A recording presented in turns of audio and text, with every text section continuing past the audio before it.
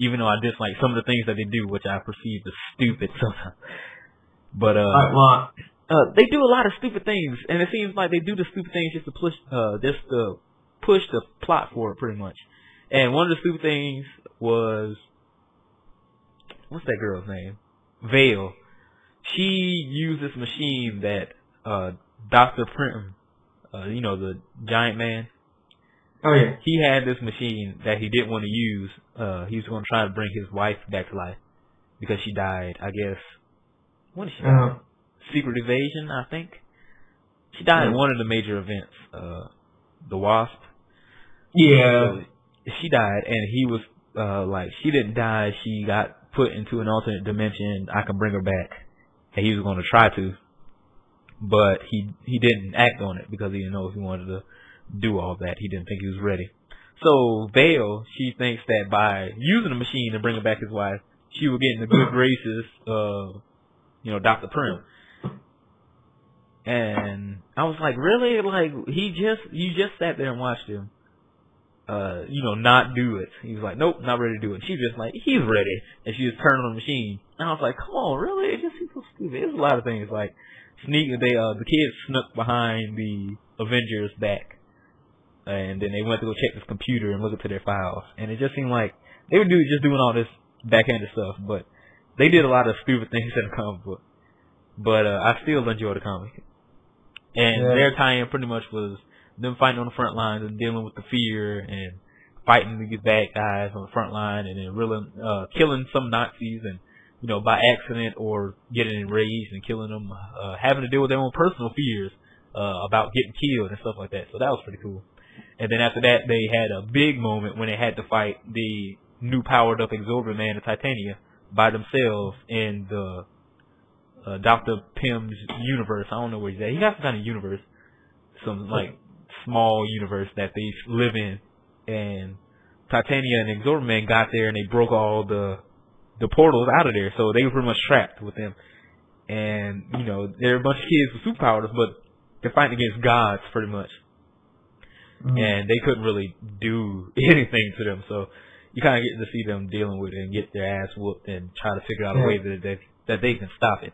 And I thought that was pretty interesting. And that was and my guess it's like, who shows up in the last minute? Oh wait, you got Thunder and the West Roy is free. I don't know if the Fear Itself tie-in is finished with Avengers Academy. I think it's still going on, so I don't know what happens. Somebody's gonna come and save them. I know that for a fact. So they're pretty much just buying time until they can get saved. But it's interesting seeing how they deal with, this kind of big deal with fighting these two gods. And that's the first tie-in I read. I also read the Amazing Spider-Man tie-in because it was just in the issue where he was teaching the Avengers Academy.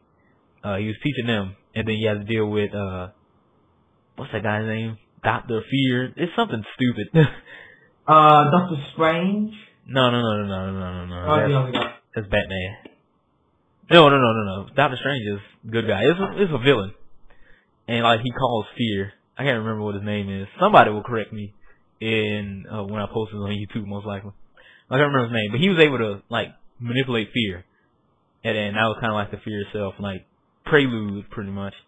And Spider-Man had to fight his fears in order to save the kids and everything.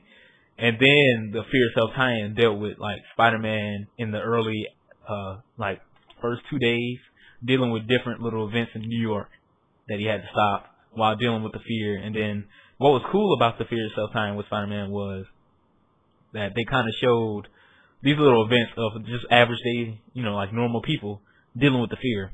So one guy, he thought that his house was going to get taken away from him. He thought that his wife was going to leave him. He was freaking out. He pulled out a gun and he shot and killed his wife, assumingly. And then, he kind of ran away. And he had the gun and he was going crazy. This woman was pregnant. She was trying to get to the hospital. She was fearing that her baby might die and she won't be able to make it to the hospital because all this crazy stuff was going on with the Nazis and the gods and people with the hammers and Hulk and the Thing are just flipping out and destroying everything. And, Spider-Man pretty much had to save each and every one of them. a while dealing with his own fears because Spider-Man isn't that powerful. No. So I can understand why he was afraid because he got to fight, pretty much villains with the power of Thor. And, he can't really stand up to them. But, he kind of had to deal with his problems and man up and pretty much overcome his fear and, deal with the situation at hand to save people. And he was like, it was ridiculous, but it was a really good story. I really enjoyed that. So I would recommend, if you're reading for yourself, check out the Spider-Man one. Because I thought that was good. Another tie-in I read that was complete garbage was the Deadpool one. And that hurts me. That hurts me personally because Deadpool is my favorite Marvel character. But I have realized that with your YouTube YouTube picture of yours is Deadpool and Deadpool this and Deadpool that and and I feel like over the time. How could it, what made you like Deadpool they just messed up Deadpool's character? Did they just lost his personality or something like that? The thing that made me like Deadpool, which I'm not gonna go too much into because I talk about him a lot. Because people always ask me. Because people always ask me, they're like, who's your favorite Marvel character? Who's your, favorite hero and stuff like that? And I'm like, it's like it's the guy who has it's the guy who is wearing the Spider-Man outfit, but he's wearing black and red. Yeah, pretty much. But the reason I like Deadpool, the reason I like him so much is because I read the first Deadpool comic I read was Cable and Deadpool. And that got me into Deadpool. I mean, the original thing that got me into him was just seeing him in the X-Men Origins movie and Versus. And, what first caught my attention was his sense of humor. I like funny characters, Spider-Man, Ultimate Spider-Man, and people like that, the Wally West Flash. I like the comedy relief characters. And Deadpool seemed funny. He's just a funny mercenary. And I was like, okay, cool. So I went to go check him out, and I read Cable and Deadpool. And when I read that book, I realized that it was more to the character than just jokes. And, it was kind of like a tortured individual with, like, a painful past that had a whole bunch of bad things happen to him. And he's kind of just like... He's just trying to make the rest of his...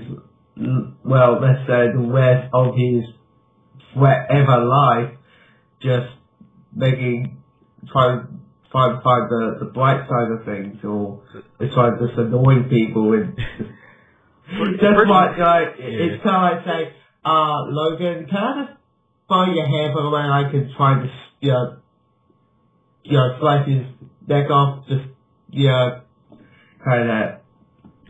Because it's like after all the things that Deadpool is going through, he kind of just snapped. And he was just like, I don't care anymore. I'm just going to do whatever. Because he pretty much, he's immortal. He can't really die because he has the healing factor. And, he just decided to become a mercenary because he's just like, screw it. I'm not dead. Might as well just try to make some money and enjoy life. And he enjoys being a mercenary. And he's fighting. He's like, I'm not going to fight for a country anymore because, doing the whole Canada super soldier program is what got him in the problem in the first place. And, he can't really, at least in the first, the earlier comic books, he never wanted to take off his costume, his mask. It was like his second skin, pretty much. And that was because, he's all disfigured. So, he was a really cool character. And he was a lot deeper and more complex than I thought he was. At first, I thought he was just like another Spider-Man with, that kill, pretty much. But once you start reading the book... Deadpool doesn't say, Spider-Man doesn't say most, He doesn't know, Spider-Man knows where to keep it quiet, Deadpool doesn't. Nope. That's what I like about him. He's Merc with a mouth. He's the Crimson Dynamo. He does it, well, not Crimson Dynamo, but he's like the Crimson Killer and whatever his little, tags or whatever they are. He's the guy that just won't shut up. He'll keep talking no matter what. And, you think it'd be annoying, but he's just, it's just like back to back to back jokes. And it's fun to read. And, a lot of times when I'm reading these comic books, I'm thinking, it's kind of like an action movie pretty much. Whereas, an action comedy. Because you got the jokes, you got the big explosions, you got the fighting. He's great hand to hand. He's trained in all kind of different weapons, shooting. You got slice of humor, and you got the slice of adult, like every comic does, but he has like the whopping big adult speed. Yeah.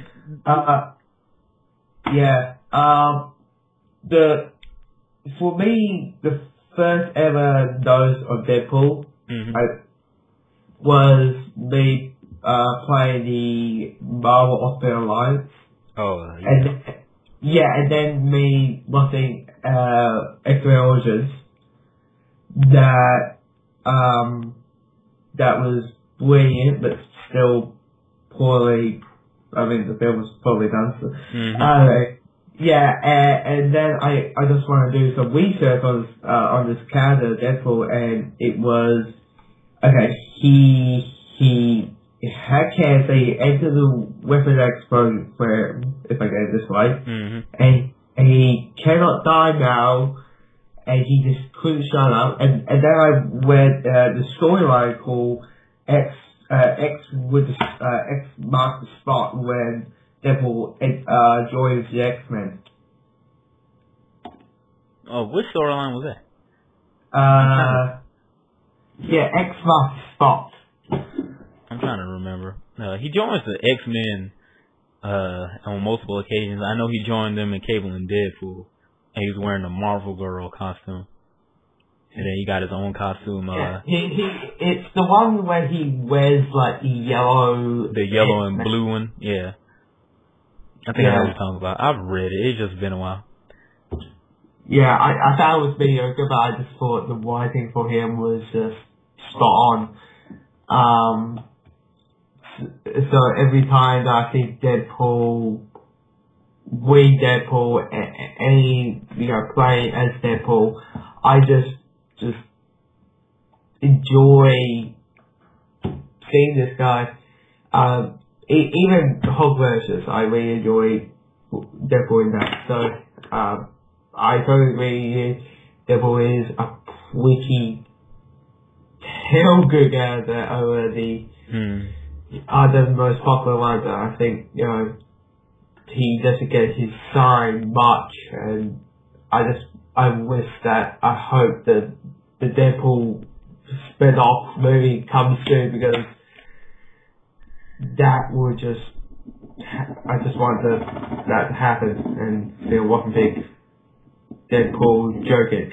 So yeah, we mostly have covered there itself. Yeah, the book pretty much just revolves around the Avengers trying to deal with Red Skull and the other villains and heroes who have been tainted pretty much by the Serpent's power. And then the big thing is Thor and Odin, pretty much all the Asgards, because Odin, he wants to pretty much just wipe the earth clean, just burn it with fire and just cleanse everything to kill the Serpent and all his little minions. And Thor doesn't want that. Obviously, Thor, he fights with the Avengers. He's friends with Tony and Steve, so he doesn't want that to happen. Yeah, fight with the Avengers, and of course he mostly knows a lot of these people, and of course it's kind of like, of course he is a fifth out water kind of thing, who did know he's from a different world, who speaks Shakespeare all the time, and mostly when I read him, I'm like, I'm just speaking like I'm from